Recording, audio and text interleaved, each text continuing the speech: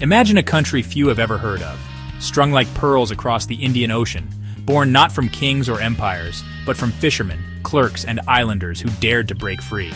A proud and distinct people, pushed to the edge by central rule, whispered into rebellion by a global power, only to be abandoned when Cold War winds shifted.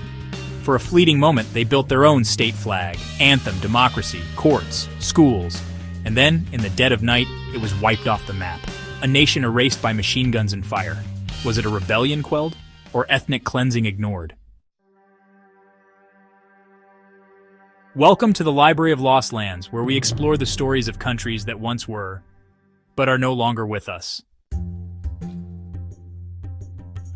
The United Suvadive Republic existed from 1959 to 1963, comprising the southern Maldivian atolls of Adu, Huvadu, and Fuvahmulah. Its de facto capital was Hithadu, and it flew a distinct tricolor flag with a crescent and 3 stars, symbolizing unity among its scattered islands.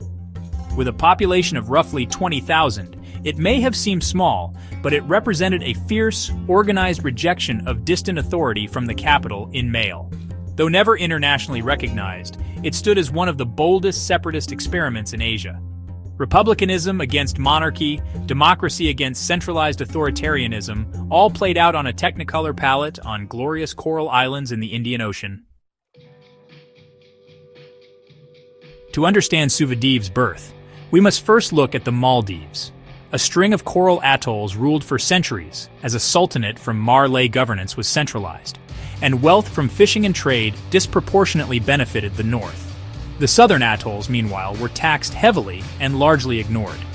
This began to change during World War II when the British, who maintained a loose protectorate over the Maldives, established an airbase on Gan Island in Adu Atoll.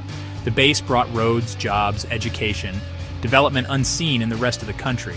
When the war ended, the southern islanders had tasted progress, and they did not want to go back. Tensions grew. The southern atolls also had a proud and distinctive identity with deep cultural pride in their own dialect and history. To them, Malay was a distant capital enforcing suffocating centralized control, and they asserted their self-determination. When the Maldives central government attempted to reassert control, the southern atolls resisted. Backed, tacitly, by the British, they declared the United Suvadive Republic in 1959. Against all odds, this tiny coral republic functioned. It formed its own civil service, police force, tax system, and judiciary.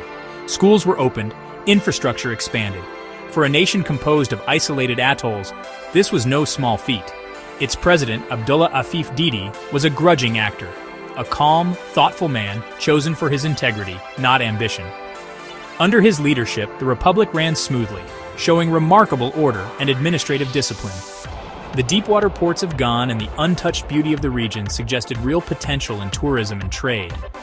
For a brief moment, the Suvadive Republic wasn't just surviving, it was working.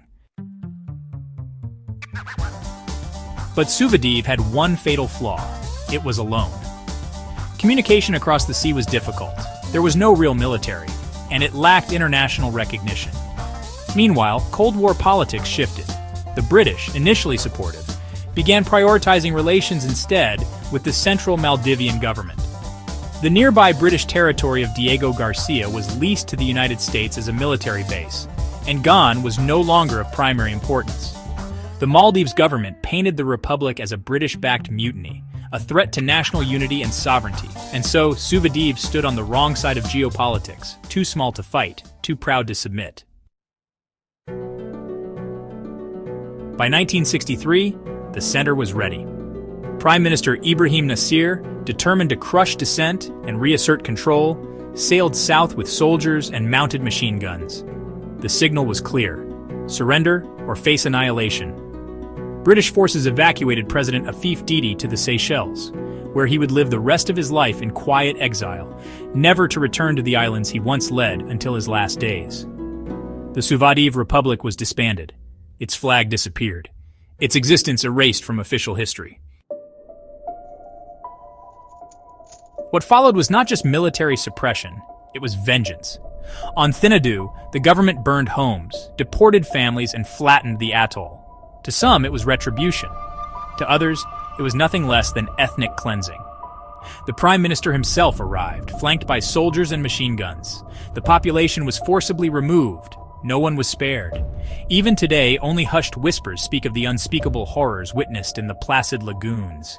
Thinadou's vibrance was turned to ash. The destruction raises an open question that still haunts the archipelago. Was this the rightful restoration of national unity, or a calculated act of depopulation, buried under silence? And what of Abdullah Afif Didi, the islander who led a republic and spent his final days in quiet exile, never returning home? Today, Thinadou as a regional town has risen again, a thriving community rebuilt from the ashes. In Adu City, remnants of the British era endure. Broad roads, colonial houses, even a functioning airport on Ghan tourists stay in luxurious $1,000 a night water villas, sipping champagne completely oblivious that the Republic existed, or the tragic circumstances of its dissolution. But among the locals, the memory of Suvadive lives on, often spoken in hushed reverence. The desire for greater autonomy in the southern atolls remains strong. Decentralization is part of the national dialogue, and the Suvadive legacy is invoked whenever local voices demand more say. Though absent from official textbooks, Suvadive is not forgotten. It remains a symbol of southern pride, local governance, and the steep price of rebellion. The United Suvadive Republic was fleeting, fragile, and fiercely brave.